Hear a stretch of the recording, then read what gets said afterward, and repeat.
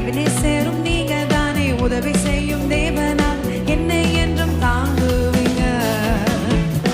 எல்ஷடாயும் நீங்க தான், சர்வ வல்ல தேவனால் என்னை என்றும் நடத்துவீங்க. ஆமாண்டவரே, எபினேசரும் நீங்க தானே, உதவி செய்யும் தேவனால் என்னை என்றும் தாங்குவீங்க.